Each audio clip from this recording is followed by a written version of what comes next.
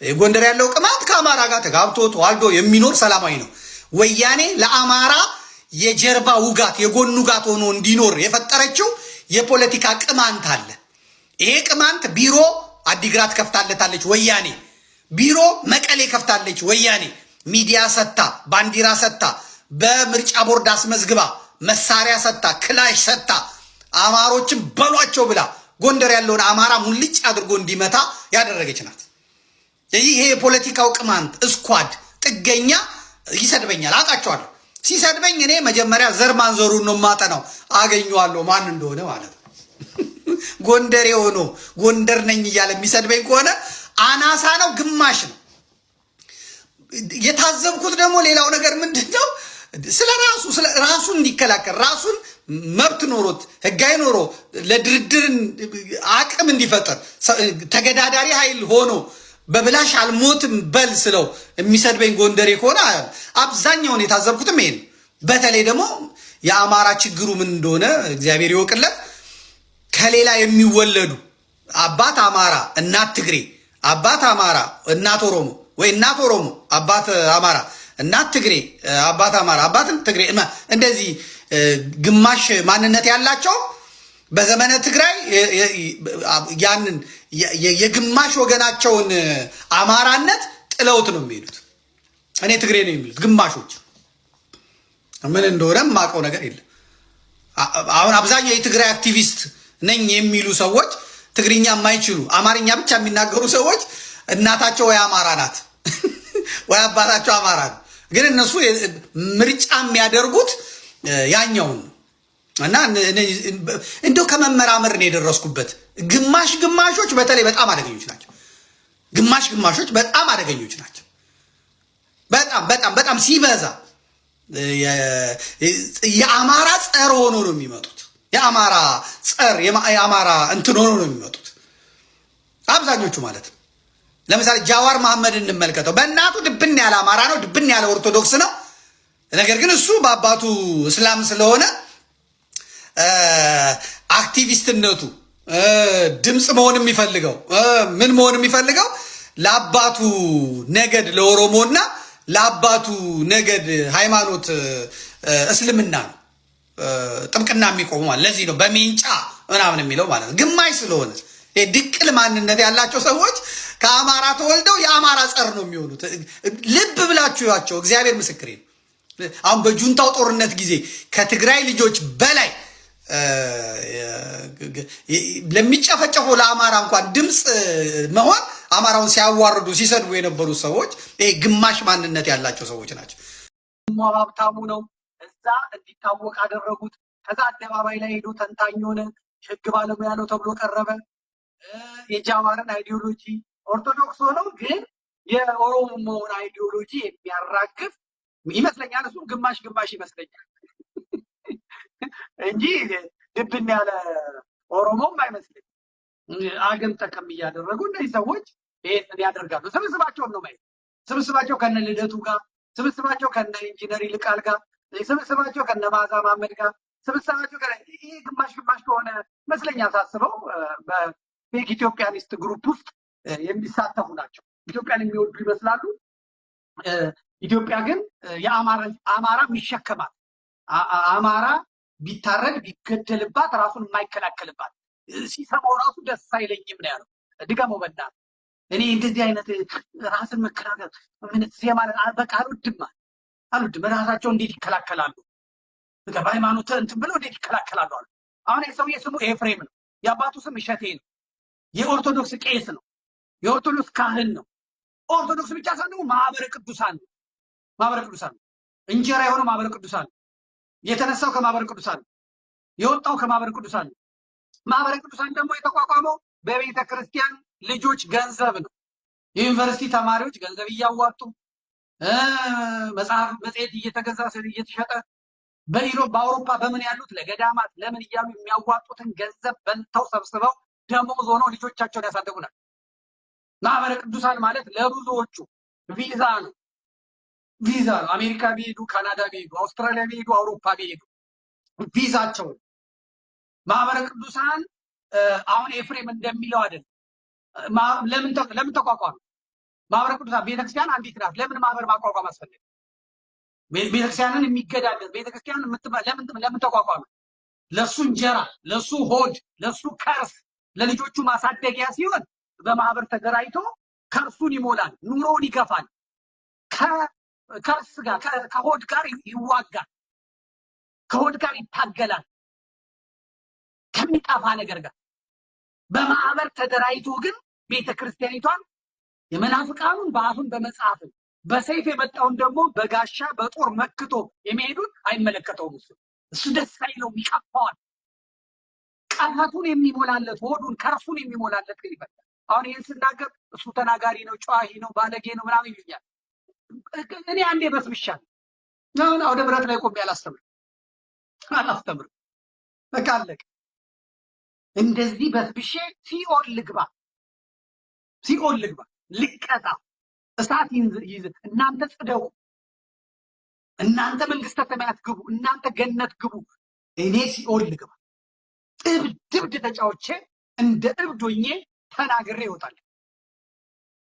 እሱ በማህበረ ቅዱሳን ሲሰባሰብ የለም፣ ለከርሱ ለደሞዙ ሲል የለም። ግን ቤተክርስቲያኒቷ ደግሞ ስትደራጅና እንደራጅ ብሎ ሀሳብ ማንሳት ትይለዋል።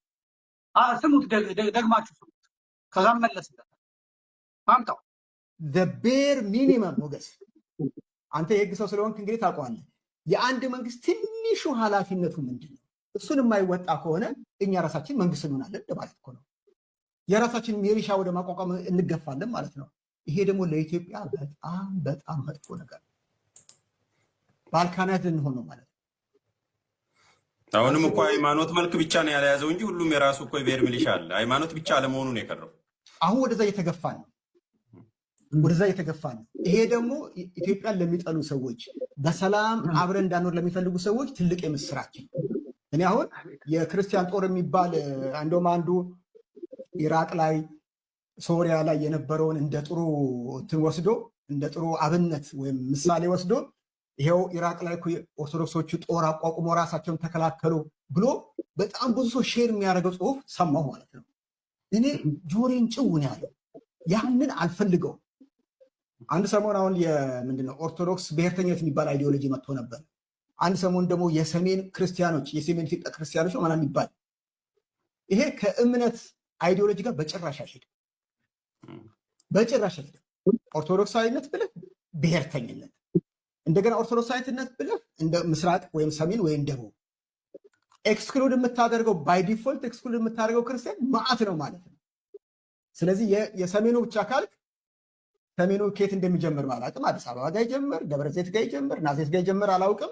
ከየት እንደሚጀምር አላውቅም። ከዛ ውጭ ያለውን በሙሉ በአንድ መጥረቢያ ቆርጠን ጣለው ማለት ነው። እና በጣም የሚያስፈራ ጊዜ ነው። ወደዛ ነው እየተገፋን ያለ ነው። አቤል ማነህ ሞገስ፣ ምን ያህል ጥያቄ መልሼ እንደሆነ አላውቅም። ጥሩ መልሰዋል። ይበቃል።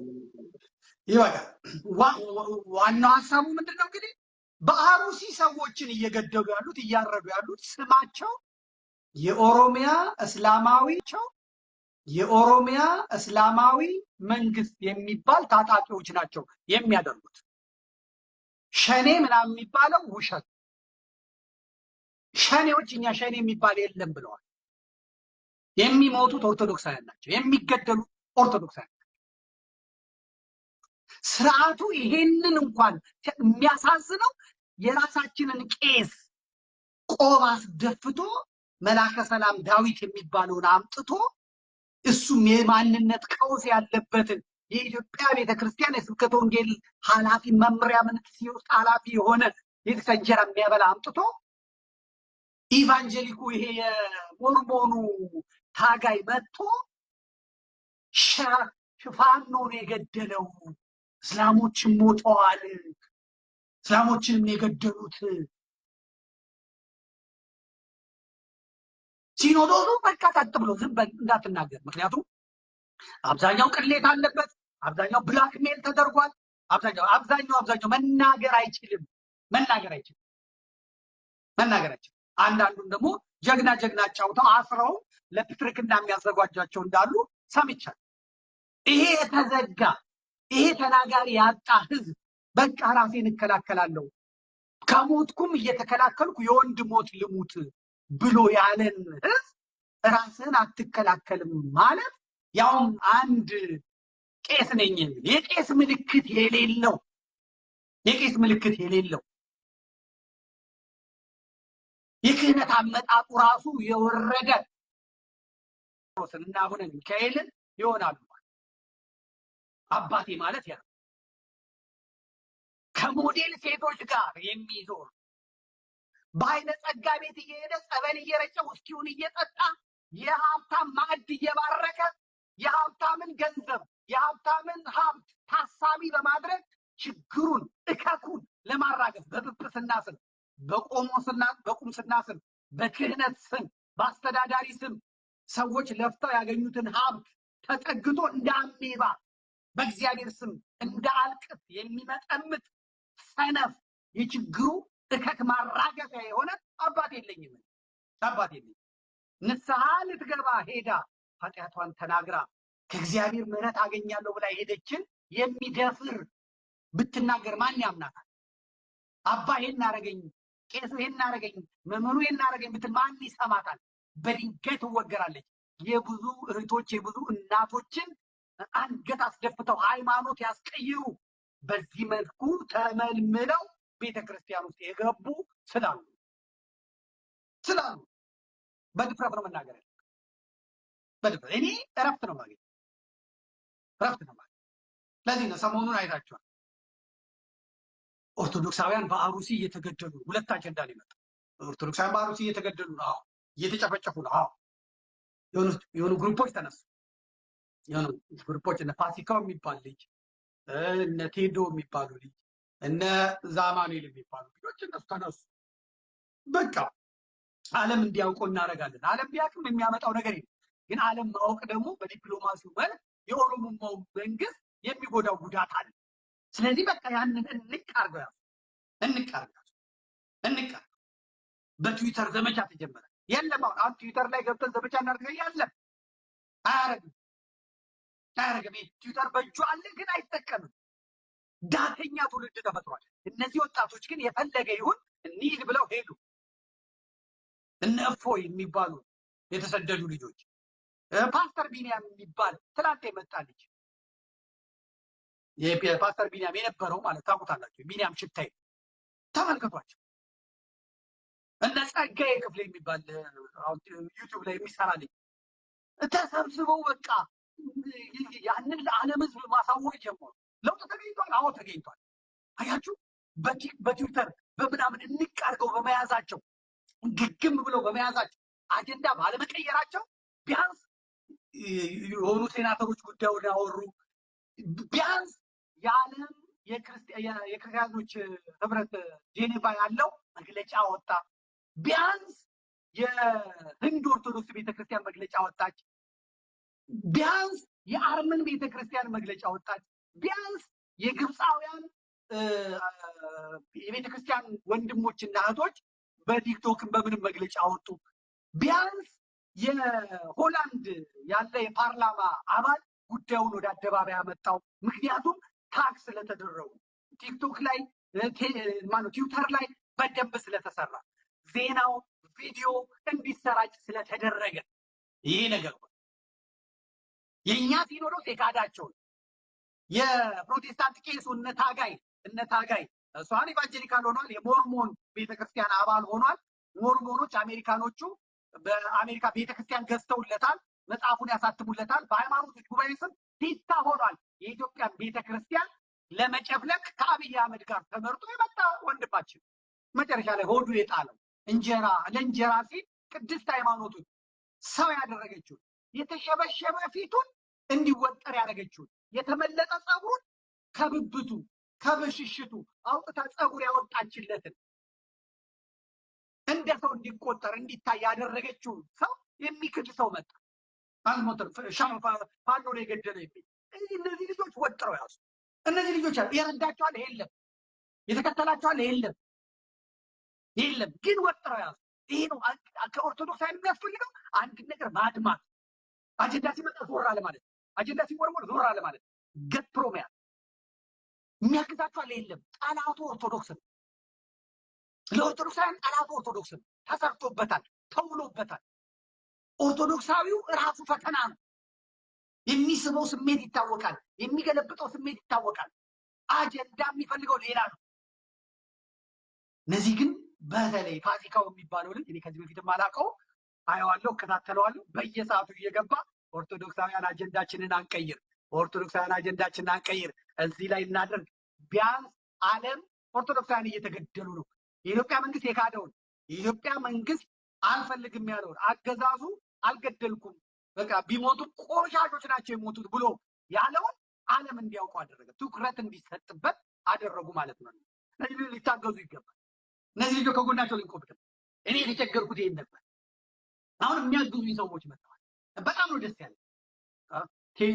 ቴዲ የሚባለው ደውሎ አውርቶኛል። ይሄ ሰው እኮ በፊት አጀንዳ ተሸካሚ ሆኖ መከራ ያየ ነበረ ነው። ከነ ያሬድ ያያ ጋር ሆኖ የስርዓቱን አጀንዳ ተሸክሞ እዚህ ሲሉት ግር እዛ ሲሉት ግር በየደቂቃው ቲክቶክ ላይ እየወጣ ብሎ አጀንዳ የሚያስቀይስ ሳያውቀው እንትን የሚል ሰው የነበረ ሰው ባልተዛር ይሄን አድርገህ ታቦት ማክበራችንም ክህነት መቀጠል የለብን ብላ ያባረረችው ትዝታው የሚባል ሰው እና ጠቅልላ ሀገር ግባና ዛሬ ታበሽቃ መስቀል አደባባይ ላይ ወጥተህ ታበሽቃለህ፣ ኦርቶዶክሶችን ታናድዳለህ። አሁን ያሉት ኦርቶዶክሶች አቅመ ቢስ ናቸው። አቡነ ማትያስ አይችሉም እና አቡነ አብርሃም በዘር ተወሽቀዋል። በስልጣን ላይ ያሉት የኛ ኦሮሞዎች ናቸው። ስለዚህ እና ብለው ለስድብ ያመጡትን ሰው እሱን አትሱ፣ ወደዛ አትሄዱ፣ ወደዛ አትሄዱ። አሁን እዚህ ላይ ነው ማተኮር። እንዴት ራሳችን እንከላከል? መረጃችን ይሄው የሰብአዊ መብት ጉባኤ ኮሚሽን ያወጣውን ሪፖርት እንስማ። ኢሰመጉ ከኢትዮጵያ ኦርቶዶክስ ተዋሕዶ ቤተክርስቲያን ሁላችሁም ይችን ቆርጣችሁ በቲክቶኮቻችሁ በዩቲዩቦቻችሁ አሰራጩ። ህጋዊ ነገር ነው ማውራት። አያችሁ አጀንዳዬን አልለቅም ማለት ጥቅሙ ይሄ ይላል። 7.1 ግድያ ይላል። ኤፍሬም እሸቴን እንዳሰሙት ዮሐንስ ሞላን እንዳሰሙት ከንፈርሽን ምናምን እያለ ሲዘበዝብ የሚችል ጋለሞታን እየሰማችሁ እንትናት ነው። ዋናው ነጥብ ላይ ማተኮር ነው። ዋናው ነጥብ ላይ ማተኮር እንትኖቹ ምንም ማድረግ አትችሉም። እነዚህን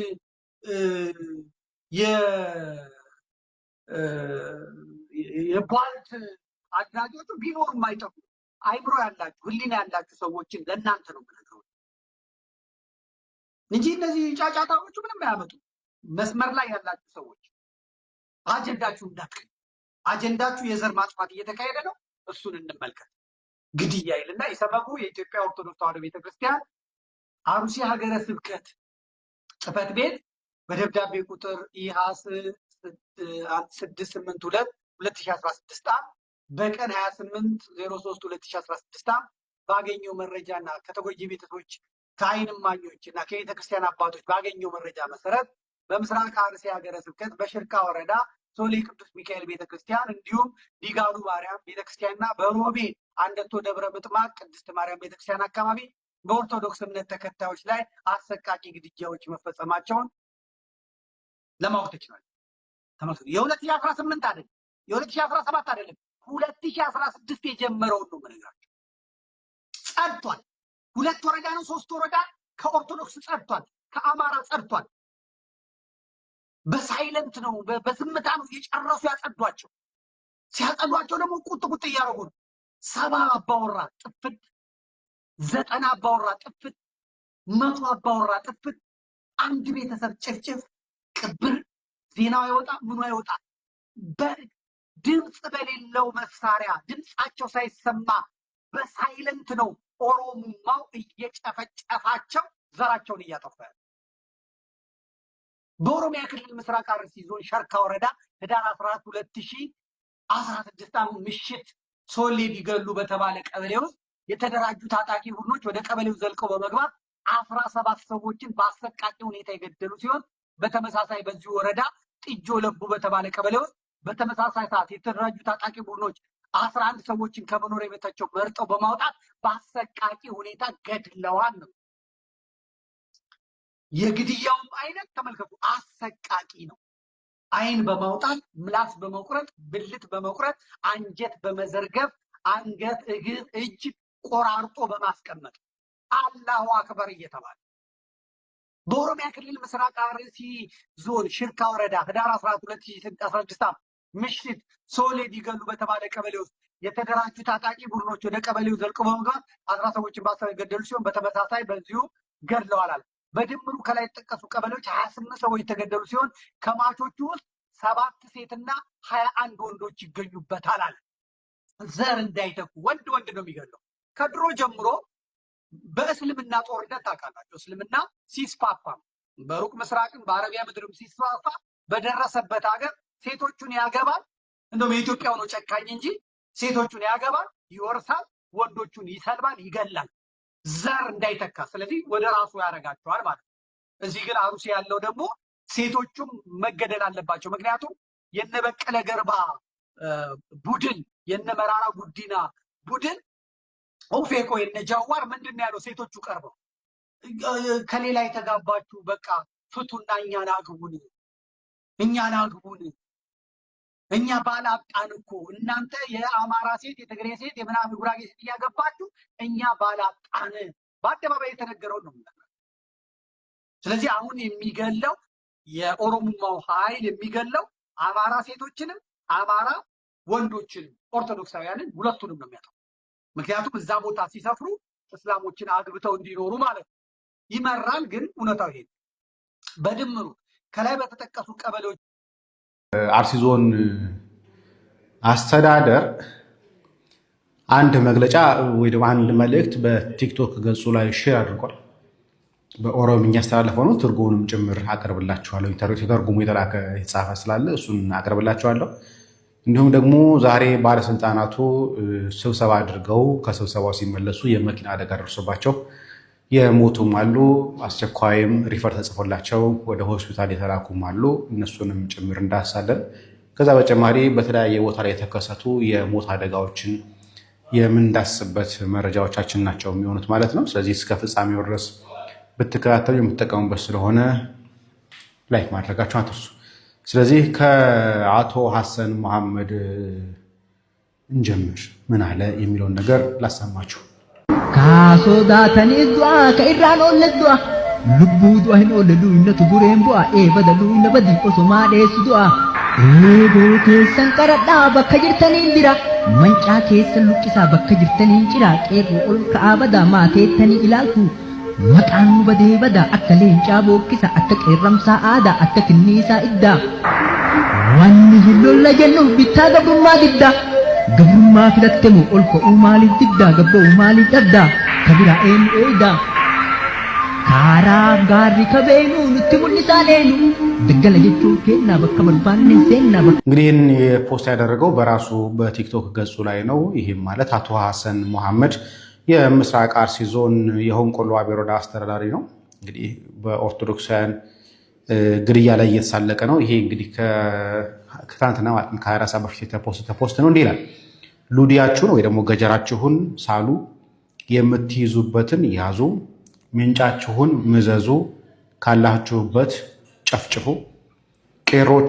ቄሮች ተነሱ እባካችሁ፣ ስለምን ቁጭ ብላችሁ ታያላችሁ?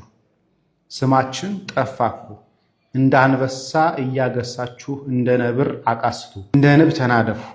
እንዋጋለን የምንለው ባርነትን ጠልነትን ነው። ባርነት ፈልገህ ነው ወይ የማትነሳው? ለምንስ ነው የማትወጣው? እያለ ቅስቀሳ እያደረገን ያለው ይሄ የዞኑ አስተዳዳሪ ነው። ሰይፋችሁን ምዘዙ፣ ሰይፋችሁን ሳሉ፣ ጨፍጭፉ። ለምንድን ነው ቄሮች ማትነሱት? ባርነትን ፈልጋችሁ ነው ወይ? ባርነትን ወዳችሁ ነው ወይ?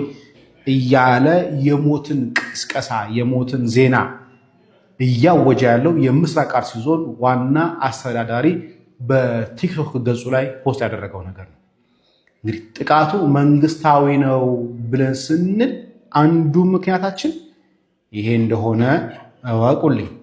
ሙስሊሞች ብቻ ናቸው ገነት የሚገቡት፣ ሙስሊሞች ብቻ ናቸው። አሁንም ደግሞዋለሁ፣ ገነት የሚገቡት ሙስሊሞች ብቻ ናቸው። አንፈልግም። ሲጀመር መግባት አንፈልግም። የተባረከ ያርግላችሁ፣ ያጣፍጥላችሁ፣ መልካሙን ሁሉ ያደርግላችሁ፣ ሰላም ግቡ። እኛ መግባት አንፈልግም። ሲጀመር ክርስቲያን ሆኖ የሙስሊሞች ገነት መግባትን የሚመኝ ክርስቲያን ሰው አለ? በፍጹም የለም። ሙስሊም ወንድሞቻችን እንድትረዱ የምንፈልገው እኛ ይህንን ነው። በእስልምና ትምህርት ያለውን ጀነት፣ ይሄ በቁርአን ላይ በሐዲሳት ላይ የተዘገበውን ጀነት እዛ ውስጥ መግባት የሚመኝ ክርስቲያን በፍጹም የለም። አንመኘውም ያንን ገነት። እስኪ ምን አይነት ነው የሙስሊሞች ጀነት? እስኪ አንድ ጊዜ ይህንን አድምጡት። ለጀነት ሰዎች አላቸው ጡታቸው ጉች ያሉ ሴቶች አላቸው አለ አላህ። እኔ አላልኩም፣ አላህ ነው ያለው። ወላሂ የማይፈርድ የማይሟሟ የማይወርድ የማይጎል ዘላለም ያበጠ ጡት አላቸው። በነካኸው ቁጥር ያስደስተሃል። ያ ረቢ አላህ እንደ እናቶቻችን እንደ እህቶቻችን መማሟት መውረድ አይታወቅም። እኔ አላልኩም፣ አላህ እኮ ነው። ወላሂ ጡታቸው ጉች ያሉ ሴቶች አላቸው። እና እዚህ ነው አትገቡም የምትለን? እኛም አንፈልግም፣ አንገባም። የተባረከ ያርግላችሁ። በነገራችን ላይ እንግዲህ የሚገልጸው ነገር ሊያጓጓ የሚችለው ወንዶችን ነው። ለሴቶችስ ግን ምን ተዘጋጅቷል በጀነት? እስኪ ለሙስሊም ሴቶች ጀነት ተስፋ የሚያደርጉት የሚጠብቁት ጓጉቶ የሚጠብቁት ነገር ምንድን ነው? እሱን ደግሞ እስኪ አንድ ጊዜ እናድምጥ። ስለ ሑረል ዒን ሲነሳ እዚያ ላይ ነገር አለ። ወንዶች ሴቶችም ያው ጥያቄ ያቀርባሉ። ለወንዶች ሑረል ዒን አለ ተባለ፣ ለእኛስ ምንድን ነው የተዘጋጀ? ያው የጀነት ውስጥ ባላለሽ ነው፣ አለቀ። ጀነት ውስጥ ባላለሽ ላጤ ሆነሽ አትኖሪም። አብሽር ነቢያችን ዓለይሂ ሰላቱ ወሰላም እንዳሉት ጀነት ውስጥ ላጤ የለም፣ ወንድ ላጤም ሴት ላጤም የለም ማለት ነው። ወንድ ካለ ሴት እኮ አይኖርም አይደል? ስለዚህ አንዷ ሴት አንቺ ነሽ ነው፣ አንዷ ሴት አንቺ ነሽ። ስለዚህ ብዙ አይጭነቀሽ ነው የምንለው ነው። አይ ይቅርብን። የተባረከ ያርግላችሁ። መልካም የእንትን ታይም ይሁንላችሁ። እኛ መግባት አንፈልግም፣ እናንተ ብቻ ግቡ። እኛ ክርስቲያኖች እንደዚህ አይነቱን ጀነት አንመኘውም፣ መግባትም አንፈልግም። የኛ የክርስቲያኖች ገነት ከዚህ በፍጹም በእጅጉ የራቀ 40 ክንድ አይደለም 80 በጣም ብዙ ክንድ የራቀ ሌላ ነው። የኛ ምኞት የኛ ናፍቆት በፍጹም ይሄ አይደለም እና የእናንተ ጀነት መግባት አንፈልግም። የተባረከ ያርግላችሁ። በተለይ አርሲ ውስጥ በዙር የሚደረገውን የክርስቲያኖችን ጭፍጨፋ ተከትሎ ክርስቲያኖች አትግደሉን፣ ደማችንን አታፍስሱ፣ ተወልደን ባደግንበት ቀይ ጎረቤት ቤተሰብ ባፈራንበት ምድር ላይ ደማችንን በከንቱ አታፍስሱ፣ ክርስቲያኖችን ለማጥፋት አትነሱ ብለው ሲጠይቁና ሲጮሁ ያንን ድምፅ አቤት ብሎ መልስ በመስጠት ፈንታ እንደ ቅንጦት ጥያቄ እንደ ውለታ የምትቆጥሩ ሰዎች ካላችሁ የቆማችሁበትን መፈተሽ አለባችሁ። አንደኛ እሳት ሲመጣ ማንን አሙቆ ማንን አቃጥሎ እንደሚያልፍ የሚታወቀው ከነደደና ውጤቱ ከታወቀ በኋላ ነው። እስካሁን የሚጠየቀው ጥያቄ በሙሉ ከመንግስት መገኘት የሚገባ ሚኒመም ሪኳየርመንት ነው። አንድ መንግስት ለዜጎቹ በሰላም ወጥቶ መግባትን፣ በሰላም የፈለጉትን አምልኮ የፈለጉበት ተምሮ ሰርቶ መመለስን መፍቀድ ካልቻለ፣ ይህንን ማስከበር ካልቻለ ራሱ መሰረቱን ነው መፈተሽ አለበት። የሰዎች ደም መፍሰስ ይብቃ። ጄኖሳይድ፣ የዘር ጭፍጨፋ፣ የሃይማኖት ጭፍጨፋ ይቁም ነው። በጣም በተለያየ ጊዜ እየተደረገ እየተለመደ ኖርማል እየሆነ እየኖሩበት እያልተሰማ በስጋት ከሞተው በላይ ሲሰማ ታሪኩ ቀኑን የሚጠብቀውና እንዴት እንደሚሞት ማያውቀው ሰው በሰቀቀን የሚያልፈው ህይወት ነው እና ይሄ ነገር እየሰፋ ሲመጣ ነገ እኛም ላይ የቆምንበትም ጋር መጥቶ ይምረናል። እኛ ጋር አይደርስም ብለን የምናስብም ሰዎች ካለን እንጠንቀቅ። ቤዚክ የሚባል በጣም ተራ የሚባል የመጀመሪያ ደረጃ ላይ ያለ የመብት ጥያቄ ነው። ይህንን ማስከበር የመንግስት ውለታ ሳይሆን ግዴታ ነው። ብቻውን ማለት ነው። አንድ ግለሰብ ብቻውን 10 ቤተሰቦቹን አጥቷል በግፍ እናት፣ አባት፣ አጎት፣ አክስት፣ አክስት ልጅ ምናምን እንደዚህ የተባሉትን የለቀኳቸውን ህፃናት 4 ህፃናት ፎቶቸውን ማየት ትችላላችሁ። ከ4ቱ ህፃናት 3ቱ አርፈዋል። አንዷ ልጅ ነው የተረፈችው ከዛ ውስጥ እሷን ነው እያሳከምን ያለ ነው። አንዷ የተረፈችው። ከዛ የሃይማኖት መግለጫው ደግሞ ይመጣና ሃይማኖትን ተኮር ያደረገ አይደለም፣ የለቅሶ ኢሞጂ አትልቀቁ ብያለሁ። እዚህም የኔን ቪዲዮ ላይም አታድርጉ፣ ሰው ሚላችሁን ስሙ ፕሊዝ። በቃ አንድ ደግሞ አስቸጋሪ የሆናችሁት ደግሞ እናንተ ናችሁ። የለቅሶ ኢሞጂ አታድርጉ። ሰው ለፍቶ ጥሮ ግሮ መረጃ ለማድረስ ቪዲዮ ይዞ ይመጣል። እናንተ እንደዚህ ታደርጉታላችሁ፣ ሰው ጋር አይደርስም። የለቅሶ ኢሞጂ አታድርጉ።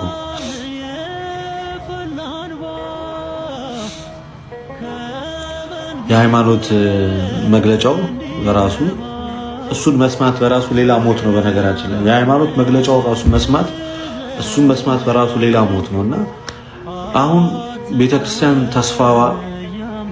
ተስፋዋ እግዚአብሔር አምላክ ብቻ ነው። አባት አልባ ናት። በቃ የተደፈረች የተናቀች ቤተክርስቲያን ናት። አሁን ተስፋዋ ወዳጆቼ እንዴት ናችሁ? ዛሬም ከርግማን ሀገር ከሆነው ከአርሲ የምንሰማው ዜና በጣም አሳፋሪ ነው። በጣም ኦርቶዶክሳውያንን ጭፍጨፋ። አሁን በቅርቡ 24 እና 25 የሚሆኑ አስክሬኖችን ቀበሩ ኦርቶዶክሳውያን፣ የአርሲ ኦርቶዶክሳውያን። ትላንት ጥቅምት 24 ቀን ለደቦ ለእርሻ ስራ የወጡ ኦርቶዶክሳውያን 5ቱን ገደሏቸው፣ ሌሎቹን ደግሞ ታፍነው እንዲሄዱ እየሰማን ነው። እና ምንድን ነው ሀገረ መንግስት የሌለበት ሀገር ነው ወይስ ምንድን ነው? ሀገረ ስብከት ሊቀ ጳጳስስ የለም? እኔ እውነት የለም ነው ብለው ዝም ብሎ ይሄ ለይስሙላ የተመደበ ሀገረ ስብከት ሊቀ ጳጳስ ነው ያለው ብዬ ነው ማስበው። እውነት አረ በጣም ያሳፍራል። አረ እንደው በእግዚአብሔር ኦርቶዶክሳውያንን ጭፍጨፋ። እነዚህ ምስኪን ኦርቶዶክሶች ምን ያድርጉ? ምን ያድርጉ? እሺ ምን ይሁኑ? አረ አባቶቻችን እኮ አረ ተው በመድኃኒዓለም። መንግስትም ዝምታውን ቀጠለ። ሀገረ ስብከቱም ሀገረ ስብከት ሊቀ ጳጳሱም ዝምታውን እንደቀጠለ ነው። ጠቅላይ ቤተ ክህነትም ይኸው በቃ ከወሬ የዘለለ ምንም ነገር የለም። መፍትሄ የሚባል ነገር የለም። አውቃለሁ የኔ ድምፅ ምንም ማተር እንደማያደርግ፣ ዝም ብዬ መለፍለፌ ምንም እንደሆነ አውቃለሁ። ግን እህት ወንድሞቼ ደማቸው ደመ ከልብ እየሆነ በቃ አላስችል ስላለኝ ነው እግዚአብሔርን እቺን ቪዲዮ የሰራሁት እና በጣም ያሳፍራል። በቃ እንደው መፍትሄ ከማንም አይደለም፣ ከማንም አንሻል። ሰማይና ምድርን ከዘረጋ ከያው ከእግዚአብሔር እጅ ብቻ ነው መፍትሄ ያለው ብዬ ማምነውና በቃ በጣም ስለደበረኝ ነው ይሄንን ቪዲዮ የሰራሁት እንጂ መፍትሄ ያገኛለሁ ወይ ደግሞ መፍትሄ ለነሱ አመጣለሁ ብዬ አይደለም። ዝም ብሎ መለፍለፍ እንደሆነ ይገባኛል እኔ የሰራሁት ቪዲዮ ማለት ነው። እግዚአብሔር አምላክ ምሕረቱን ይላክላችሁ። ሌላ ምንም አላላችሁም እህት ወንድሞቼ፣ ህዝበ ክርስቲያን አርሲ ያላችሁ መድኃኒዓለም ምሕረቱን ይላክላችሁ። ወደ ኢትዮጵያ ተሰድጄ ግን አርፍ ያለው የእስራኤል ሰዎች ግን አንተን እንዳላሳድግህ አሳደውኛል። ስለዚህ እዚች ሀገር እንኑር አለችው እመቤታችን። ምን አላት? ኢየሩሳሌም ሂጄ ወንጌል አስተምራለሁ፣ ታምራት አደርጋለሁ፣ ተሰቅዬ ዓለምን አድናለሁ። ስለዚህ መሄድ አለብን አላት። የዚችን ሀገር ሰዎች ከወደድሻቸው ግን ይችን ሀገር የአስራት ሀገር አድርጌ ሰጥቼሻለሁ፣ የቃል ኪዳን ሀገር ትሆንሽ፣ የኢትዮጵያ ሰዎች በአንቺ ፍቅር ይጸናሉ አላት። ከዚያ በኋላ ይህንን ቃል ኪዳን ተቀብላ እንግዲያስ እሺ ብላ አንቺም ለኢትዮጵያ ሰዎች እናቱኛቸው እነሱም ልጅ ይሁኑሽ ብሎ እመቤታችንን ለኢትዮጵያ ኢትዮጵያን ደግሞ ለእመቤታችን አድርጎ የሰጠበት ቦታ ላይ ነው ያላችሁት ማለት ነው። ስለዚህ አሁን ሁላችሁም የእመቤታችን ልጆች ለመሆን ለኢትዮጵያ እግዚአብሔር ቃል ከገባበት ቦታ ላይ ስለተገኛችሁ የዚያ ቃል ኪዳን ተሳታፊዎች ናችሁ ማለት ነው። የእመቤታችን በረከት ይድረሳችሁ። ጌታን ተቀበል ብሎ እኮ መንገድ ማለፊያ ይከለክላሉ። መናገር ነው፣ ዞር በል ማለት አያስፈልግም። ና ጌታ ማን ነው? ና ሲቆምልኝ ማለት ነው። እኔ ያን ነው ማየት የምፈልገው። ና ቆምልኝ፣ ጌታ ማን ነው? የእግዚአብሔር አብ የባሕርይ ልጁ ዓለምን ሊያድን ከድንግል ማርያም በሥጋ የተገለጠው መድኃኒታችን፣ ጌታችን፣ ቤዛችን፣ ትንሣኤያችን፣ ሕይወታችን የድንግል ልጅ ክርስቶስ እኔ አምነዋለሁ አንተ ነህ ያላመንከው ማለት መቻል አለብን። እውነት ውሸት? እስቲ በቃል መመስከር እፈልጋለሁ የምትሉ በቃል መመስከር፣ አፋችን ይከፈት፣ አንደበታችን ይናገር፣ ስለ ክርስቶስ ይመስክር። መስክሩ ስለ እርሱ። በቁስሉ ተፈውሰናል በሉ፣ በሕማሙ ድነናል በሉ፣ በሞቱ ሕይወት አግኝተናል በሉ፣ ትንሣኤው ትንሣኤያችን ነው በሉ። ወደዚህ በመምጣቱ እኛን ወደ አባቱ ፍቅር ወደ አባቱ መንግሥት ስቦናል በሉ። የጥል ግድግዳን አፍርሶ የሕይወት ደጅን ገልጦልናል በሉ። ነፍስን ከሥጋ ሰማይን ከምድር መላእክትን ከሰው ልጆች ጋር ሰባቱን መስተጻርራን አስታርቆታል፣ ታርቆናል በሉ። መስክሩ ስለ እርሱ በቃል። ስለ ድንግል ማርያም መስክሩ፣ ስለ ቅዱሳን መስክሩ፣ ስለምትጾሙት ጾም መስክሩ፣ ስለምታመልኩበት ቤተ መቅደስ መስክሩ፣ ስለ ቅዱሱ ታቦት ተናገሩ። ምን ያሳፍረናል? ሁሉም በመጽሐፍ አለ ወይስ የለም? ሁሉንም እግዚአብሔር ነግሮናል ወይስ አልነገረንም? በቃል እንመስክር። ትንሣኤዋም ሞቷን በእጃችን ነው ያለው። ፈላስፋው እንደተናገረው ፈላስፋው አንዱ የኔ ቢጤ ወፏን እንደዚህ ይዞ አንገቷ ላይ ነው ያዛት። ይህች ወፍ ሙታለች አልሞተችም ነው ያለ። ሙታለች ቢለው ይለቃታል፣ አልሞተችም ቢለው አቅማም ደካማ ስለሆነ ጫን ቢላት የለችም። እና ፈላስፋው የተናገረው ሕይወቷም ሞቷም በእጅህ ነው ያለ። የኢትዮጵያ ትንሣኤ በኢትዮጵያውያን እጅ ነው ያለ፣ በእኛ እጅ ነው። የማንንም ጣልቃ ገብነት ሳናስገባ ኢትዮጵያውያን ተመካክረን፣ ችግሮች እኮ በየዘመናቱ ይፈጠራሉ። የችግሮች መፍቻዎች ግን አባቶቻችን ቁልፎች ነበሯቸው። ለሽማግሌ የሚተወው ለሽማግሌ ይተዋል፣ ለምሁራን የሚተወው ለምሁራን ይተዋል። ችግሩን የሚፈቱ ለሃይማኖት አባቶች መሰጠት ያለበት ለሃይማኖት አባቶች ይሰጣል። በእነዚህ የችግሩ ቁልፍ ይገኛል፣ ችግሩም ይፈታል። ማንም በጉልበት በኃይል በግዴለሽነት የራሱን ስሜቱን እንዳይወጣ እነዚህ መከላከያ ኃይሎች ናቸው። የሃይማኖት አባቶች ደግሜ ነው የምለው፣ የሀገር ሽማግሌዎች አይቼብሃለሁ ይላሉ። የሀገር ሽማግሌዎች አንተ ላይ አይቻለሁ፣ ችግሩን እንዳሰው አንተ ላይ አይቻለሁ። ስለዚህ ይህን ችግር ልንፈታው ያስፈልጋል፣ አንተ ይሄንን ተው ይላሉ። አንዱን ወገን ጥፋት አለበት ተብሎ የታመነበትን የሃይማኖት አባቶች እንደ ዛሬው ያድርገውና ገዝተናል እስከ ማለት ድረስ ማሰሪያ አላቸው። ከእግዚአብሔር የተሰጠ ስልጣን አላቸው። እንደየ ሃይማኖት ሁሉም የየራሱ ማሰሪያ አለ፣ የችግር መፍቻ መንገድ አለው። ያስተምራሉ። በዚያ መልኩ ችግር ያዩበትን ፈተና ያዩበትን እዚህ ላይ ታቆማለህ ይላሉ። ያም ታዛዥ ነው። ማንም ይሆን ማለት አንድ ኦርቶዶክስ የሆነ ቦታ ከሞተ ማን እየሞተ ነው? እኔ የሆነ ቤተ ክርስቲያን የሆነ ሩቅ ቦታ ከተቃጠለ የማን የተቃጠለ? የኔ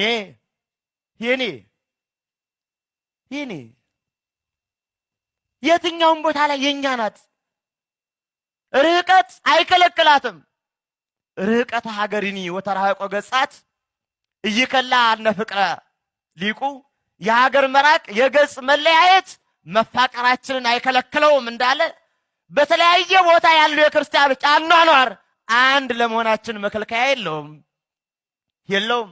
ቋንቋ አይገድበው፣ ወንዝ አይገድበው፣ ምን አይገድበው፣ ሌሊት ማለት አይገድበው። ሁሉም ላይ ያለ ክርስቲያናዊ ህይወት ነው። በዚህ ህይወት ማሰብ ይጠይቀናል። ክርስቲያኖች ግን እኛ አንድ ነን። እንዲህ ለማለት ግን የችግሩ ምንጭን እንዲህ አልነን እንጂ እኛ ራሳችን ማን ነን? በየመንደር እዚህ እንኳ አንዱ የሰሜን አንዱ የደቡብ አንዱ የእንተናደር አንዱ የእንተናደር ተከፋፍለን ተሰነጣጥቀን አላለቅንም። እኛ እንኳ እዚህ በመንደር እንኳ አልተለያየንም እንዴ! በክህነት ያለን ሰዎችም እንዲያው በምእመን ያለን ሰዎችም እንዲያው። መቼ ነው የሚገባን? መሞት አላግባባን፣ መፈናቀል ካላግባባን፣ ኦርቶዶክሳዊ ጥላቻው መከራ ውስጥ አላግባባን፣ ምንድን ነው የሚያግባባን? እኛን ምንድን ነው የሚያግባባን? ጭፍን የሆነ ምንም አላዋቂ ስለሆነ ነው ይሄን ያክል የተዳፈረው። በአንዳች ነገር ክርስቲያኖች በፍጹም እንዳታዝኑ፣ እንዳትበሳጩ። ለቅዱሳን ክብርን የሚሰጥ አምላካችን እግዚአብሔር እንጂ ሰው አይደለም። እኛ ቅዱሳንን ልክ እንደ ሕዝብ ተወካዮች ምክር ቤት አባላት ሆነን አጨብጭበን አላጸደቅናቸውም። እነርሱን ቅድስና ማዕረግ የሰጣቸው አምላካችን እግዚአብሔር ነው። ቅዱስ የምንለው አምላካችን እግዚአብሔርን ብቻ ነው። የእርሱ ቅድስና የባህሪው ነው። ማንም አይሰጠውም፣ ማንም አይነጥቀውም። ገንዘቡ ነው፣ በቃ ገንዘቡ ነው። ቅዱሳን የምንላቸው ደግሞ በጸጋ ቅድስናን ከአምላካችን ከእግዚአብሔር የተቀበሉ ናቸው። ቅዱሳን መላእክት፣ ቅዱሳን ሰዎች፣ ቅዱሳት ዕለታት፣ ቅዱሳት ቦታዎች፣ ቅዱሳት መጽሐፍት እነኚህ ሁሉ በጸጋ ቅድስናን ያገኙ ናቸው። የአምላካችን የእግዚአብሔር እስከሆኑ ድረስ ቅዱሳን እንላቸዋለን። እግዚአብሔር ለይቶ የቀደሳቸውን በአጠቃላይ ሰው በአንደበቱ ሲዘልፍ ብታዩ እንዳትደነቁ፣ በፍጹም እንዳትበሳጩ። ለአንድ የፈረንጅ ስዕሎች ቅዱሳት ስዕላት ሆነው በብዙ ገበያ ላይ ይሸጣሉ። የፈረንጅ ተዋንያን ምናልባት በፊልም የምናውቃቸው ወይም የህንድ አክተሮች የሚመስሉ ሰዎች የኢየሱስ ክርስቶስ ስዕል ተብለው ሲሸጡ ሰዎች ያያሉ። ይህንን የሚያዩ ሰዎች በአጠቃላይ ስዕል ማለት እንደዚህ አይነት የሆነ ቦታ ያለ ሰው ፎቶ ነው እና የሆነ ሰው ነው የምታመልኩት ብለው በሰፊ ይቃወማሉ። ሁለተኛ ደግሞ ከዚህ ጋር በተያያዘ ከዘርም ጋር የተያያዘ ነገር በስዕል ላይ ይነሳል። ለምሳሌ አብዛኛውን ከባህር ማዶ ተገዝተው ገበያ ላይ የምናያቸው ቅዱሳት ስዕላት ተብለው የሚሸጡ ስዕላት አብዛኞቹ የፈረንጅ ሰዎች ፎቶዎች ናቸው። ስለዚህ በተለይ In the last 2 weeks I've made 2 videos about Ethiopia, and what kind of blows my mind is people say that that's made up, that there aren't people getting killed, that Christians are fabricating a story, and that all of this does not exist. And a lot of the Christians that have reached out to me have been saying that the government is covering up the story, while others are saying they're not. But how often do government cover up stories? Often. And again, time and time again, I get told that this has been happening for a long time, which is crazy. I can't believe that we're really not doing anything about it here in the West. Thank you to everyone who reached out to me and sent me over different X accounts to follow, so I've been keeping up with it. Again, my prayers to the Ethiopian Christians out there. Please be safe. God be with you. Sisters around the world, we stand here in Arsi before the house of God that has been scarred and broken. In our region of Oromia, Orthodox Christians are being targeted, churches burned, faithful driven away. Brothers and sisters around the world, we stand here in Arsi before the house of God that has been scarred and broken. In our region of Oromia, Orthodox Christians are being targeted, churches burned, faithful driven away. ሃይማኖታዊም ነው መለኮታዊም ነው እንደገና ደግሞ ህገ መንግስታዊም ነው። ራስን መከላከል ማለት ነው። ያውም ጠባቂ በሌለበት፣ አዛኝ በሌለበት፣ ደጋፊ በሌለበት የሰው ልጅን ያህል ክቡር ፍጥረት እንደ ዶሮ እንደ በግ አጋድመ በሚታረድበት ምድር ላይ ራስን መከላከልን የመሰለ ነገር የለም። በራስ ግብር ደሞዝ የምትከፍለው መከላከያ፣ በራስ ግብር ደሞዝ የምትከፍለው ፖሊስ፣ በራስ ግብር ደሞዝ የምትከፍለው ሚኒሻ የማይጠብቅህ ከሆነ በሞትህ የሚሳለቅ ከሆነ እየገደለ አልሞተም ጥቂት ሰው እኮ ነው የሞተው የሚልህ ከሆነ ይሄንን የመመከት ይሄንን የማስቆም ያንተ ኃላፊነት ነው፣ ያንተ ግዴታ ነው። ስንሞት እንበዛለን የሚል ሎጂክ የለም። አንዳንድ ሰዎች ይመጡና ምን ይላሉ? ይሄኛውን በጥፊ ሲመት ይሄን ስጠው ይላል መጽሐፍ ቅዱስ ይላሉ። እነ ብፁዕ አቡነ ጎርጎርዮስ ደግሞ የሚሉት እሱ በሃይማኖት ነው። በሀገር በሚስት የመጣን በቤተ ክርስቲያን የመጣን ግን ይሄን ሰጠ ይሄንን የምትለው አይደለም። ይሄንን ሲመታ አንተ ይሄንን ታንገጫለታለህ። እሱ አንድ ጥርስን ሲያወልቅ አንተ 32 ጥርሱን ታረግፍለታለህ። እሱ በጥፊ ሲያላጋ አንተ በቦክስ ታላገዋለህ። እሱ በርግጫ ሲመጣ አንተ በቴስታ ትጥለዋለህ። እንደዚህ ነው የሚሆነው። በሀገር በእምነት በሃይማኖት በሚስት በቤተሰብ በልጅህ የሚመጣው ይሄን ሰጠ ይሄንን የምትለው አይደለም። ምላሽ ነው የምታደርገው። ለዚህ ደግሞ ተግባራዊ የሚያደርጉት እስራኤልን መውሰድ እንችላለን። እስራኤላውያንን እንመልከታቸው፣ እዚህ ጋር እናንሳቸው። ባለፈው ጊዜ ገቡ አሸባሪ የተባሉት ገቡ፣ አገቱባቸው፣ ገደሏቸው፣ ወሰዷቸው እንዳያችሁት ማለት ነው። እስራኤል ምንድን ነው ያደረገችው? እግዚአብሔር ያውቃል አላለችም። በእጥፍ ነው የምበቀልህ አለች። በእጥፍ ነው የምበቀልህ አለቀ። ዓለም ይስማ አለች። ዓለም ይኸው ዓለም ይመልከተው አለች። የሆነውን እያያችሁት ነው። ጋዛ የሚባል ምድር ጠፋ። በዛ ውስጥ ያሉ ንጹሃን ሴቶች፣ ንጹሃን እናቶች፣ አባቶች፣ ህፃናት አልቀሩም። ከተማው ያ የሚያምር ከተማ ወደመ። ወደመ፣ በቃ ጠፋ። ፈተና ቀላል አይደለም። እንዴት ብዬ እንደምነግራችሁ አላውቅም። መንግስቱ አሁን ስርዓቱ በጎጃም ሙሉ ትምምን ሆኗል። መርጦ ለማርያም መከላከያ የለም። ጉንደወይን መከላከያ የለም። ውቀሱኝ፣ እኔን ውቀሱኝ። መከላከያ አለ፣ ውሸትህን ነው በሉኝ። መከላከያ ጎጃምን ለቆ እንደወጣ ቁጠሩት። ከባህር ዳር ተነስታችሁ ደጀን እስክትደርሱ ድረስ አሁን ያ ግብር ይለቅም የነበረው የጎጃም ፋኖ የለም። አሁን የለም። መሸንቲ ቢኮሎ ላይ የለም። ድራሽ አባቱ ጠፍቷል። ገንዘብ ይዘዋል፣ ዘርፈዋል። መሞት አይፈልጉም። መከላከያ መጣ ሲባል እግሬ አውጪ ነው። ሁሴን ቦልት ጥፋ ጥፋ ጥፋ ጥፋ። ያስቆሙትን መኪና ገንዘብ ሳይቀበሉ ነው የሚሸከሽኩት። ምክንያቱም መሞት አይፈልጉም። ገንዘብ ሲሰበስቡ የነበሩ ሰዎች አሁን ዲማ ወርቅ ይሰራሉ። ዲማ ጋምቤላ ሄደው ወርቅ ይሰራሉ፣ ወርቅ ይነግዳሉ። መኪናቸውን ኮንትራት ወስደው ጅቡቲ ይሰራሉ። ትተው አይደለም ፋኖ ገንዘብ እንዲይዙ ገንዘብ ለጎጃም ፋኖ ገንዘብ ቀረጥ እንዲሰበስቡ ተብሎ የተመደቡት ልጆች ሀብታም ሆነዋል። ህዝባቸውን ግጠው። ምክንያቱም ጸረ አማራ ጸረ ኦርቶዶክስ ስለሆኑ ኦርቶዶክስ ጠሎች ስለሆኑ ማለት ነው። የለም አሁን ዛሬ እየሰማው ነበረ የሆነ ቦታ ብቅ አሉ። ከዛ በኋላ መከላከያ መጣ ሲባል እግሬ አውጪኝ። በፊት መከላከያ ሲመጣ ኑጋ ነበር የሚባለው። አሁን የለም እናቴ እግሬ አውጪኝ። አይነኩም፣ እነሱ ተሸክመዋል። ዛሬ ጎጃም ላይ እያሯሯጠ ያለውና ፍዳውን እያበላው ያለው ሚኒሻና ልዩ ኃይል ነው። በቃ ምንም እንደማይመጣበት መከላከያ አውቋል ማለት ነው። ጎንደር ነው መሄድ የማይችለው። ጎንደር መሄድ አይችልም። ወሎ የምታዩት ነው። ሸዋ የምታዩት ነው። ፈተና የቤተ ክርስቲያንም የምንም ፈተና ያለው እዚህ ጋር። ይህን ስናገር በጣም ደስ እያለኝ ነው። እግዚአብሔር ይሄን እድል ስለሰጠኝም እግዚአብሔር አምላኬን እያመሰገንኩት ነው የምናገረው። እያመሰገንኩት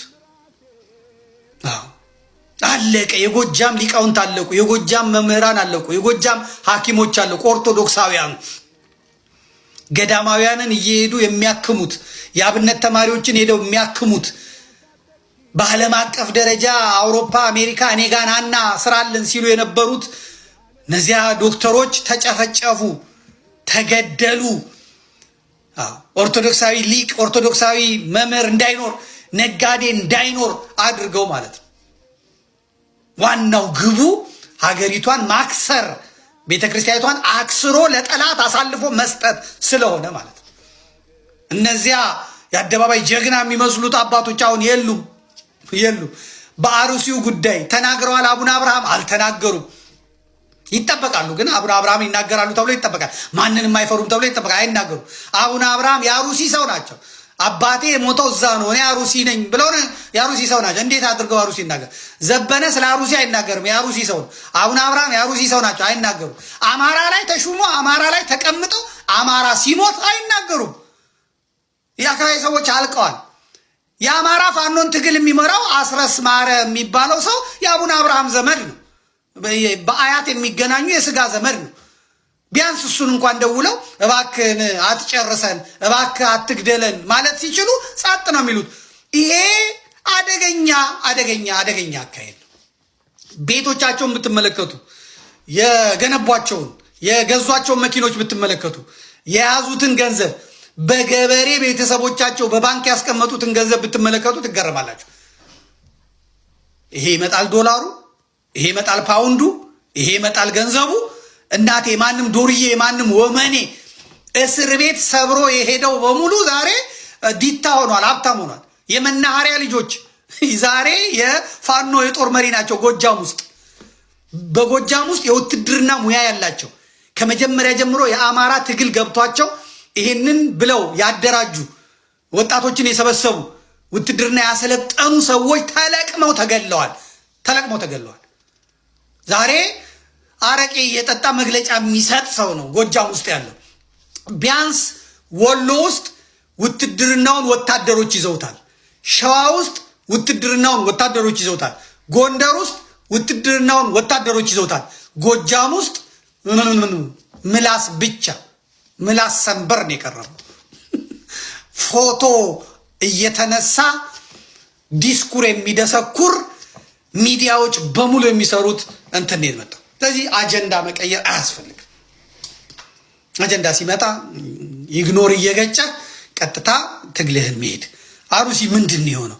ያንን ለዓለም ማሳየት፣ ያንን ለዓለም መንገር፣ በዛ መታገል፣ መደራጀት። ስትደራጅ ደግሞ እንዴት እንደሆነ አሳይተናል። ልክ እኔ የዛሬ ሳምንት ኢራቆች ያደረጉትን ሳሳይ ሌላው ሰውዬ ደግሞ ብቅ አለ።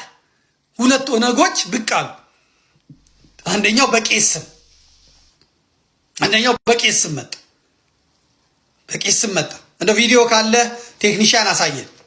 አሁን ቄስ ኤፍሬም የሚባለው እንግዲህ የማህበረ ቅዱሳን የታወቀ ጸሐፊ የታወቀ ምናምን የሚባል የሚከበር እስላሞቹ የሚያከብሩት እነዚህ የእስላም ስኮላርስ የሚያከብሩት የፕሮቴስታንት ስኮላሮች የሚያከብሩት በቃ የተማረ ነው የገባው ነው ተብሎ የሚጠበቅ በቃ ሚዲያ ላይ ተፍተፍ የሚል ሰው ነው። ይሄ ሰው ወቅት እየጠበቀ እንዴት እንደሚመጣ ይታወቃል። እኔ ዛሬ ምናምን ጀመርኩት ብለው ሰዎች መጡና ኧረ ዘመዴ በእናትቶ አትንካው አሉኝ። ውስጤ እየተቃጠለ ቆየሁ። ልክ አሁን ህዝቡ መጥቶ በቃ ራሳችንን መከላከል አለብን፣ ራሳችን ታርደን መቆየት የለብንም፣ ብንሞትም በቃ ራሳችንን ተከላክለን እንሙት፣ እንሰባሰብ። አባት የለንም፣ ሲኖዶሱ አያቀንም፣ ጳጳሳቱ አያውቁንም፣ ካህናቱ አያውቁንም፣ መንግስት አያቀንም፣ መሄጃ የለንም።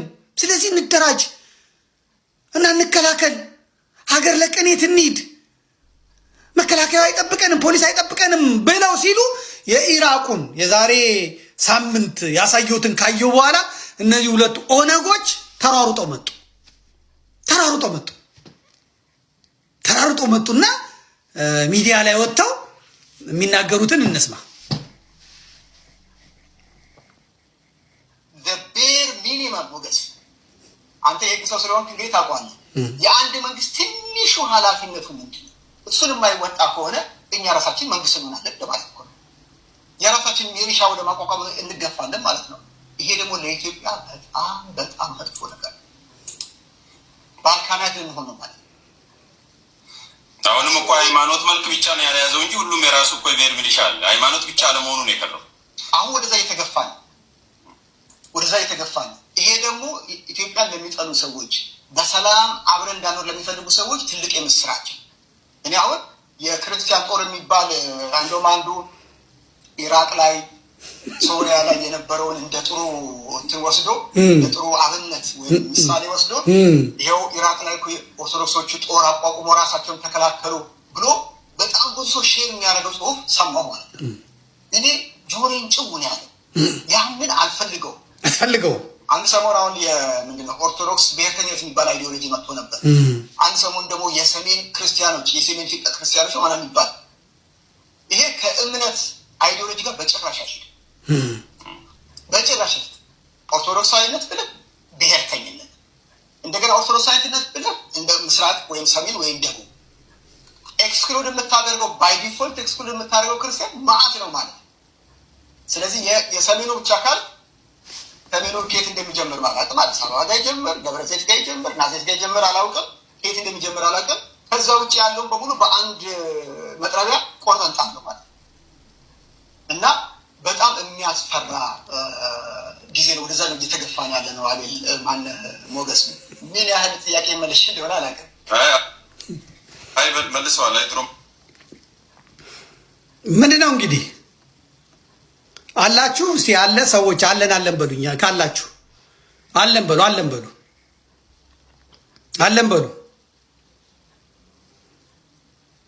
በሉኝ።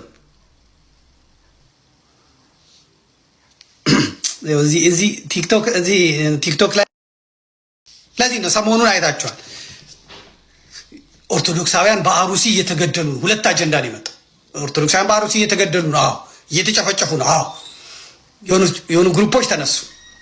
የሆኑ ግሩፖች እነ ፋሲካው የሚባል ልጅ እነ ቴዶ የሚባሉ ልጅ እነ ዛማኑኤል የሚባሉ ልጆች እነሱ ተነሱ። በቃ ዓለም እንዲያውቀው እናደርጋለን። ዓለም ቢያውቅም የሚያመጣው ነገር የለም። ግን ዓለም ማወቅ ደግሞ በዲፕሎማሲው መልክ የኦሮሞማው መንግስት የሚጎዳው ጉዳት አለ። ስለዚህ በቃ ያንን እንቃርገው ያዙ። በትዊተር ዘመቻ ተጀመረ። የለም አሁን ትዊተር ላይ ገብተን ዘመቻ እናደርግ የለም፣ አያረግም። ትዊተር በእጁ አለ ግን አይጠቀምም። ዳተኛ ትውልድ ተፈጥሯል። እነዚህ ወጣቶች ግን የፈለገ ይሁን እንሂድ ብለው ሄዱ። እነ እፎይ የሚባሉ የተሰደዱ ልጆች፣ ፓስተር ቢኒያም የሚባል ትላንት የመጣ ልጅ፣ ፓስተር ቢኒያም የነበረው ማለት ታውቁታላችሁ፣ ቢኒያም ሽታይ ተመልከቷቸው። እነ ጸጋዬ ክፍሌ የሚባል ዩቲዩብ ላይ የሚሰራ ልጅ ተሰብስበው በቃ ያንን ለዓለም ህዝብ ማሳወቅ ጀመሩ። ለውጥ ተገኝቷል። አዎ ተገኝቷል። አያችሁ፣ በትዊተር በምናምን እንቃርገው በመያዛቸው ግግም ብለው በመያዛቸው አጀንዳ ባለመቀየራቸው ቢያንስ የሆኑ ሴናተሮች ጉዳዩን ያወሩ፣ ቢያንስ የዓለም የክርስቲያኖች ህብረት ጄኔቫ ያለው መግለጫ ወጣ፣ ቢያንስ የህንድ ኦርቶዶክስ ቤተክርስቲያን መግለጫ ወጣች፣ ቢያንስ የአርመን ቤተክርስቲያን መግለጫ ወጣች፣ ቢያንስ የግብፃውያን የቤተክርስቲያን ወንድሞችና እህቶች በቲክቶክን በምንም መግለጫ ወጡ፣ ቢያንስ የሆላንድ ያለ የፓርላማ አባል ጉዳዩን ወደ አደባባይ ያመጣው። ምክንያቱም ታክስ ስለተደረጉ ቲክቶክ ላይ ትዊተር ላይ በደንብ ስለተሰራ ዜናው ቪዲዮ እንዲሰራጭ ስለተደረገ ይሄ ነገር ሆነ። የእኛ ሲኖዶስ የካዳቸውን የፕሮቴስታንት ቄሱ እነ ታጋይ እሷን ኢቫንጀሊካል ሆኗል። የሞርሞን ቤተክርስቲያን አባል ሆኗል። ሞርሞኖች አሜሪካኖቹ በአሜሪካ ቤተክርስቲያን ገዝተውለታል፣ መጽሐፉን ያሳትሙለታል። በሃይማኖቶች ጉባኤ ስም ዲታ ሆኗል። የኢትዮጵያን ቤተክርስቲያን ለመጨፍለቅ ከአብይ አህመድ ጋር ተመርጦ የመጣ ወንድማችን መጨረሻ ላይ ሆዱ የጣለው ለእንጀራ ሲል ቅድስት ሃይማኖቱን ሰው ያደረገችውን የተሸበሸበ ፊቱን እንዲወጠር ያደረገችውን የተመለጠ ጸጉሩን ከብብቱ ከብሽሽቱ አውጥታ ጸጉር ያወጣችለትን እንደ ሰው እንዲቆጠር እንዲታይ ያደረገችው ሰው የሚክድ ሰው መጣ። አልሞተም፣ ፋኖ ነው የገደለው የሚል እነዚህ ልጆች ወጥረው ያዙ። እነዚህ ልጆች የረዳቸዋል የለም፣ የተከተላቸዋል የለም፣ ግን ወጥረው ያዙ። ይሄ ነው ከኦርቶዶክሳውያን የሚያስፈልገው፣ አንድ ነገር ማድማት፣ አጀንዳ ሲመጣ ዞር አለ ማለት፣ አጀንዳ ሲወርወር ዞር አለ ማለት፣ ገትሮ መያዝ። የሚያግዛቸዋል የለም። ጠላቱ ኦርቶዶክስ ነው። ለኦርቶዶክሳውያን ጠላቱ ኦርቶዶክስ ነው። ተሰርቶበታል፣ ተውሎበታል። ኦርቶዶክሳዊው ራሱ ፈተና ነው። የሚስበው ስሜት ይታወቃል፣ የሚገለብጠው ስሜት ይታወቃል። አጀንዳ የሚፈልገው ሌላ ነው። እነዚህ ግን በተለይ ፋሲካው የሚባለው ልጅ እኔ ከዚህ በፊትም አላውቀው፣ አየዋለሁ፣ እከታተለዋለሁ። በየሰዓቱ እየገባ ኦርቶዶክሳውያን አጀንዳችንን አንቀይር፣ ኦርቶዶክሳውያን አጀንዳችንን አንቀይር፣ እዚህ ላይ እናደርግ። ቢያንስ ዓለም ኦርቶዶክሳውያን እየተገደሉ ነው። የኢትዮጵያ መንግስት የካደውን የኢትዮጵያ መንግስት አልፈልግም ያለውን አገዛዙ አልገደልኩም በቃ ቢሞቱም ቆሻሾች ናቸው የሞቱት ብሎ ያለውን ዓለም እንዲያውቁ አደረገ። ትኩረት እንዲሰጥበት አደረጉ ማለት ነው። እነዚህ ልጆች ሊታገዙ ይገባል። እነዚህ ልጆች ከጎናቸው ልንቆም ይገባል። እኔ የተቸገርኩት ይሄን ነበር። አሁን የሚያግዙኝ ሰዎች መጥተዋል። በጣም ነው ደስ ያለኝ። ቴዲ የሚባለው ደውሎ አውርቶኛል። ይሄ ሰው እኮ በፊት አጀንዳ ተሸካሚ ሆኖ መከራ ያየ የነበረ ነው። ከነ ያሬድ ያያ ጋር ሆኖ የስርዓቱን አጀንዳ ተሸክሞ እዚህ ሲሉት ግር እዛ ሲሉት ግር በየደቂቃው ቲክቶክ ላይ እየወጣ ብሎ አጀንዳ የሚያስቀይስ ሳያውቀው እንትን የሚል ሰው የነበረ ሰው ነው። ዛሬ ግን አየው፣ ተመለከተው፣ ወድጄ እንዳልሆነ አዩ፣ ተረዱት። እና በቀደም ሲያነጋግረኝ የነገርኩት ይህንን ነው። አዎ የትኛውም ነገር ሲሆን የተጀመረ አጀንዳ ሳታደሙ እንዳትለቁ፣ አጀንዳ ሲመጣ እንዳትወጡ። አንድ ሰው ከቤቱ ወጥቶ ሱፐርማርኬት የሚሄደው መጀመሪያ ጽፎ ነው የሚሄደው። ድንች 1 ኪሎ፣ ስኳር ይህን ያህል፣ ዘይት ይህን ያህል፣ የጎደለውን ነገር ለማሟላት ጽፎ ሊስት አድርጎ ነው የሚሄደው። ሲሄድም ደግሞ ቀጥታ የተጻፈ ስለሆነ ድንች ጋር ሄዶ ሽንኩርት ጋር ሽንኩርት ያነሳል፣ ወተት ጋር ሄዶ ወተት፣ እርጎ ጋር እርጎ ያነሳል፣ አሳ ከሆነ አሳ ያነሳል፣ ያመጣና አስቀምጦ ይሄዳል። ሲሄድ መኪና እየነዳ ሊሆን ይችላል፣ በእግሩ ሊሆን ይችላል፣ በአውቶቡስ ሊሆን ይችላል፣ በታክሲ ሊሆን ይችላል። ዓላማው ግን እዛ ደርሶ ገዝቶ መምጣት ነው። እኛ ምንድን ነው የምናደርገው? ልንገዛ እንወጣለን፣ ጽፈን እንወጣለን። መንገድ ላይ ዮኒ ማኛ ይገጥመናል። በቃ ከዮኒ ማኛ ጋር ጂጂ ኪያ ከእሷ ጋር ትነከዋለህ። በቃ ፍራኦል የሚባል እሱ ጋር ትነከዋለህ። ቤት ታየው እሷ ጋር ትነከዋለህ።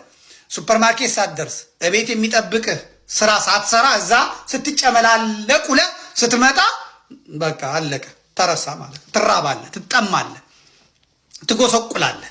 ግንስ ከዛ እንደዚህ ትቀጥላለህ። ጉዳይ ፈጽመህ ትመጣለህ። የእኛ የኦርቶዶክሳውያኑ ችግር ምንድን ነው? አለቀ። እኛም እናለቅስበት ነገር ይሰጡናል። ያን ያለቀስንበትን ነገር ለመመከት ለመገልበጥ ስንሞክርና ዲፌንድ ማድረግ ኃይል ይኖራቸዋል። ሊሰባሰቡ ነው፣ ጉልበት ሊያወጡ ነው ተብሎ ሲባል እዚህ ጋር እንደ ውሻ የሚቆጥሩን ሰዎች ባዶ ስጋ የሌለው ልፋጭ አጥንት ይዘው መጥተው ይወረውሩልናል ማለት ነው። እንመለሳለን፣ እንቀራለን። የአንድ ሰሞን ይሆናል። በቃ ኦርቶዶክስ እንዲህ ነው። ይንጫጫል፣ ያለቅሳል። ፍትህ ለአሩሲ ኦርቶዶክሳውያን ፕሮፋይል ፒክቸራችንን ቀይር ምናምን 2 ቀን 3 ቀን ከዛ በኋላ አስረሽ ምችው አጀንዳ በአይነቱ ይመጣበታል። ይሄንን አጀንዳ ማቆም የቻልነው ዓለም እንዲያውቀው ትኩረት እንዲሰጠው ያደረግነው በዚህ ምክንያት ነው ማለት ነው። ምንድን ነው የሆነው? አጀንዳው ከመጣ በኋላ ይሄ ነገር ከመጣ በኋላ ክርስቲያኑ ወጥሮ መያዝ ሲችል፣ ማህበረ ቅዱሳን መጽሐፍ ሲችል፣ መምህራን የተባሉትን መናገር ሲጀምሩ፣ ሌሎቹም እንትን ማለት ሲጀምሩ፣ አሃ ይሄ ጉዳይ ከእጃችን ሊወጣ ነው። አዎ ባሉ ዮኒ ማኛ ቀጥል። ዮኒ ማኛ ጃስ ተብሎ መጣ። ምን ብሎ መጣ? ፓትርያርኩን እየተሳደበ ቅዱስ ፓትርያርኩን ማለት ነው።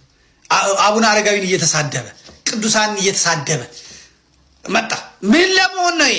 አጥንት ነው። ከዛ ኦርቶዶክሳውያኑ መጥተው እንዴት እንደዚህ ይባላል ምናምን ዘር በልዛው ይንጫጫሱ። በመድኃኒት የሚኖር ሰው የአእምሮ ጤና የሌለው ሰው ራሱ ብላክሜል ተደርጎ ፍዳውን የሚያይ ሰው ኦሮሞን ከተናገረ ሃይማኖቱን ከቀየረ ሌላ ጣጣ የሚመጣበት ሰው ገንዘብ ሲል የኖረ ሰው በፉድ ስታምፕ የሚኖር ሰው በሽተኛ ሰው ሃይማኖቱን 40 ጊዜ የሚቀይር ሰው እንዴት አንድ ኦርቶዶክሳዊ እሱ አጀንዳውን ያስቀይረዋል? መቀየር የለበትም።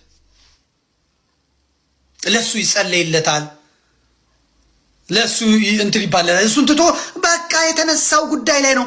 ዮኒ ማኛ አሩሲ ለተገደሉ ሰዎች ተናግሯል? አልተናገረም። አልቅሷል? አላለቀሰም። ከአራጆቹ ወገን ነው? አዎ ነው። ስለዚህ ምንድን ነው ከሱ ጋር አንድ ኦርቶዶክሳዊ ከሱ ጋር አፉን የሚካፈተው? እሱን የሚያየው ማን ነው? ኦርቶዶክሳዊ። እሱን የሚያጎለብተው ማን ነው? ኦርቶዶክሳዊ። ይሄ አንድ አጀንዳ ነው። ዮኒ ማኛ ስርዓቱ ለኦርቶዶክሳውያኑ ለሚሞቱት አማሮች የያዙትን ነገር ይዘው እንዳይታገሉ ልፋጭ ስጋ የሌለው አጥንት ይዞ እንዲጥልላቸው የተመደበ ሰው። ሌሎችም አሉ፣ እወቋቸው፣ እዩዋቸው።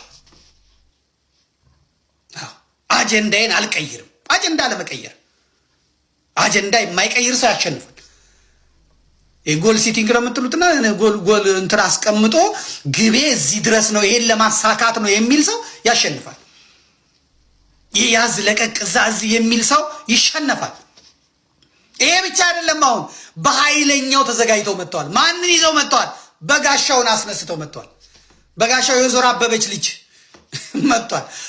አይታችኋል። እኔ እዚህ ውስጥ ቢልኩልኝ ይሄን ተናገረ ቢሉኝ ምን ቢሉኝ ዝም በቃ አለቀ። ለራሱ ጭንቀት ውስጥ ያለ፣ ለራሱ ሰቀቀን ውስጥ ያለ፣ ለራሱ መግቢያ ያጣ፣ ለራሱ መውጫ ያጣ አሁን ቤተክርስቲያን ወደ እንድትከሰው ሀረግ ሰጥተውታል። ምን ብለው? እዛ ውስጥ መግደያ አለ፣ እዛ ውስጥ ማሰሪያ አለ፣ እዛ ውስጥ ምን አለ። ከዛስ ቤተክርስቲያኒቷ ምን እንድትል ነው? ሄዳ እንዲተብያለው ስሜ ጠፍቷል ብላ እንድትከሰው። ከዚያስ ጉዳዩን የሚይዘው ፖሊስ ፕሮቴስታንት ወይ እስላም ነው። አቃቤ ሕጉ ፕሮቴስታንት ወይ እስላም ነው፣ ዳኛው ፕሮቴስታንት ወይ እስላም ነው። ከዛስ ክሱን ውድቅ ያደርገዋል። ማን ይዋረዳል? ቤተክርስቲያኒቷ። ምን አይነት መልእክት ይተላለፋል? ቤተክርስቲያኒቷ ብትከስ ምን ብትል ሰብረናታል፣ የትም አባቷ አታመጣ። ምክንያቱም እነሱ ከታች ጀምሮ ከመዋለ ሕፃናት ጀምሮ አጥንተው ነው የመጡት፣ ተናበው ነው የመጡት። ጠባቂዎቻቸው እስላምና ጴንጤ፣ ሚኒስትሮቻቸው እስላምና ጴንጤ፣ ህግ አውጪው፣ ህግ ተርጓሚው፣ ህግ አስፈጻሚው እስላምና ጴንጤ፣ ጸረ ኦርቶዶክስ፣ ጸረ አማራ ሆኖ ነው የመጣው። እዚህ ብትሄድ እዛ ብትሄድ ወፍ የለም። ስለዚህ ቤተክርስቲያኒቷ ድምጿን የሚሰማላት የለም። ማሸነፍ ትችላለች፣ አዎ ትችላለች። ግንስ ደግሞ ትፈራለች። ሀገር ትፈርሳል፣ ሀገር ይፈርሳል፣ ሀገር ይታወቃል ብላ ትፈራለች። እንደ እስላሞቹ መጮህ አትችልም። እስላሞቹን ተመልከቷቸው። የሆነ ነገር ሲበው መስጊድ ተሰባስበው አርብ ተሰባስበው ይጮሃሉ። ከዛ መንግስቱ ምን ያደርጋል? ይመጣና ኧረ በእናታችሁ ረፉ፣ በእናታችሁ ተዉ፣ የታሰሩ እንፈታለን ይኸው ምናምን ያቸዋል። እስላም ጉልበተኛ፣ እስላም በድምፁ የሚያሸንፍ፣ እስላም እንትን የሚል ለእስላሙ ግሬስ ይሰጠዋል። ኦርቶዶክሳውያኑስ ሁለት መስመር ሲጽፉ የገባበት ገብቶ ይወቅተዋል፣ ፍርድ ቤት ይወስደዋል። የሚጮህለታለ የለም። ሲታሰር ቤተሰቦቹን የሚጠይቃለ የለም። ቤተሰቦቹ ይበተናሉ፣ እሱ ይታሰራል። ምን ይላል? ኦርቶዶክሳዊ መሆን መሞት ነው ብሎ ሰዎች ሞትን ፈርተው ይቀመጣሉ። እስላም ስትሆንስ ልብ አለ፣ ትናገራለህ፣ ሙጂባ ሚኖን ትሆናለህ፣ ሽጉጥ ይዘህ መስጊድ ትገባለህ፣ የፈለግከውን ትጽፋለህ፣ ስርዓቱን እያወደስክ ምን እያልክ የፈለግከውን የምትናገር የሚይዝህ የለም። እነሱ በመናገራቸው ኃይል አላቸው፣ ብርታት አላቸው፣ ጉልበት ያላቸው፣ ያስፈራሩ ተብሎ ይገመታሉ። ሚዲያ አላቸው። በሚዲያቸው የፈለጉትን ማድረግ ይችላሉ። ሚዲያ የፈለጉትን ማድረግ ይችላሉ። ኦርቶዶክስ ይችላል አይችልም? አሁን ለምሳሌ የቤተ ክህነቱ ሚዲያ በቁጥጥር ስር ውሏል። ልክ እንደ አማራ ማስ ሚዲያ የሚመሩት ሌሎች ናቸው። ምንም ነገር መስራት አይችልም። አጀንዳ ናቸው እነዚህ አጀንዳዎች ይመጣሉ። አሁን ትዝታውን ጠርተውታል። በቃ አልተቻለም፣ ና እናንተም ተሳደብ ብለውታል። ና እናንተም ሞልጭ ብለውታል። ወንድ የሆነ ይናገርሃል ብለውታል። ህዝቡ ምን እንዲያደርግ ትኩረቱን እንዲያደርግ በጋሻው ምን አለ? የሚሞተው ኦርቶዶክሳዊ የሚገደለው ኦርቶዶክሳዊ የኛ ካሴትን ስላቃጠሉ ነው። ቢቃጠል እንኳን እሱ ኦርቶዶክሳዊ ሳይሆን ኦርቶዶክሳዊ ነኝ ብሎ መጥቶ የጴንጤ ትምህርት ሲያስተምር ያንን ሲያሰራጭ የኔ አይደለም ብላ ቤተክርስቲያኒቷ ብታስወግድ ኃጢአት አይደለም። ቤተክርስቲያኒቷማ አውቃው ኤክስሬ አስነስታው በሽታውን አይታበት በምርመራ አግኝታ ደሙን መርምራ ሽንቱን መርምራ ምራቁን መርምራ ውሎ አዳሩን መርምራ አይታ አስነስታ በፍጹም ኦርቶዶክሳዊ አይደለም። ይሄ ዛር መንፈስ የሚያሰቃየው የእናቱ ውቃቢ ከራማ መከራ የሚያበላው እህል ፈጅ ጎተራ ሰው ነው። ስለዚህ አንተ እኔ ናቱ ዞር በልልኝ ጥግህን ፈልግ አለችው። ጥግን ሲፈልግ አገኘ። ያገኙት ተረከቡት፣ የላኩት ተረከቡት፣ የላኩት ወሰዱት። የላኩት ሰዎች አሁን ምንድን ናቸው? ባለስልጣናት ናቸው። ጠቅላይ ሚኒስትር ናቸው። የጦሩ መሪ ናቸው። የፖሊስ አዛዥ ናቸው። የፍርድ ቤት አዛዥ ናቸው። አይናገሩት። እሱ አሁን ባለበት ቦታ አይነካም፣ የሚነካውም የለም። ከሱ ጋር መጋተት ያስፈልጋል አያስፈልግም? ይዞ መሄድ። ከዛስ ሌላ አጀንዳ ደግሞ መጣ። ምን ምዕመናኑ በቃ አማራጭ ሲያጣ መደራጀት አለብን አለ።